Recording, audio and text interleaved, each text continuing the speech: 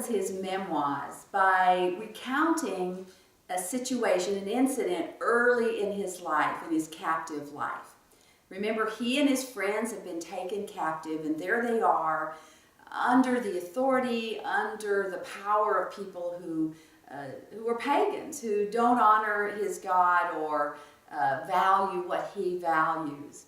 And we're going to get a window, just as we begin here, into his strategy. We see him, his actions and attitudes that are going to help us if we find ourselves, which we undoubtedly will in this pagan world that we live in a conflict with a boss, a supervisor, a teacher, even a family member who has different values than we have. Now, I want you to think about his situation. We said he's been kidnapped. He has been required now to learn the history, to change the language that he speaks, the clothes that he wears, to even go by a different name. So it's a pagan name, and it's related to one of the pagan gods, so that every time he is called by name, he's reminded of where he is. And he has absolutely no real influence at this point in his life. He's little more than a slave. And yet he enters into this conflict with wisdom. And remember, he's just a teenager at this time. So we want to look at his strategy in this conflict with someone who has power over him that doesn't share his values. And the first thing we see in chapter 1, verse 8, is that he is very respectful. He asks permission. He's courteous. And we need to remember that how we say what we say to people in authority over us, even when they don't share our values, is extremely important. And then we also see, in addition to him being very respectful, is that he's specific in what he's asking for. They're asking him to do something that breaks the dietary laws for the Jews. So he's put in this compromising situation. So he's very specific.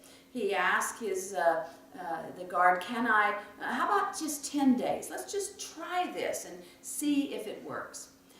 In addition, he comes up with a creative alternative. If we're put in a position where we feel it's compromising, there are times where certainly we must stand for our values.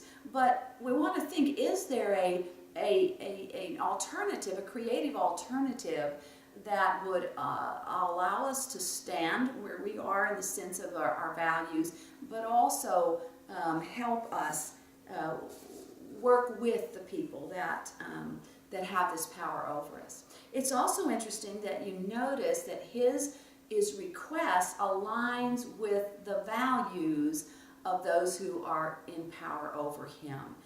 They are putting their life on the line. The king is holding them responsible for what happens, and they could well pay with their life if indeed what the king wants to happen doesn't happen. And Daniel puts himself in the shoes of his captors and tries to work with them. He doesn't threaten their goals. Neither does he orchestrate a showdown. When the first request is denied, and it is, and he comes up with this creative alternative, he doesn't either time throw a fit or let his emotions run away with him. He doesn't pout.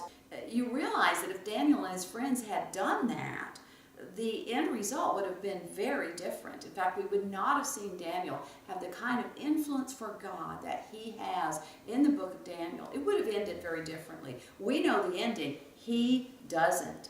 And so he's modeling wisdom and integrity, how to survive, how to thrive, how to have influence with people who are in power over us, who don't share our values or honor our God. I think in this post-Christian world, we as Christians need to become very serious about our peacemaking skills, becoming expert at conflict resolution. And I want to give you some resources if you see that that's an area of your life where you really need to hone your skills. A couple of books that might help you. One is How to Have That Difficult Conversation You've Been Avoiding by Cloud and Townsend.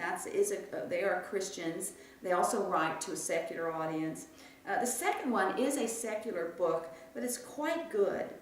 Difficult Conversations, How to Discuss What Matters Most by Stone, Patton, and Heen out of a Harvard project on conflict. But it's very specific, excellent. And then my book, written with Kelly Matthews, Leading Women Who Wound, which will help you hone your skills, your peacemaking skills with women.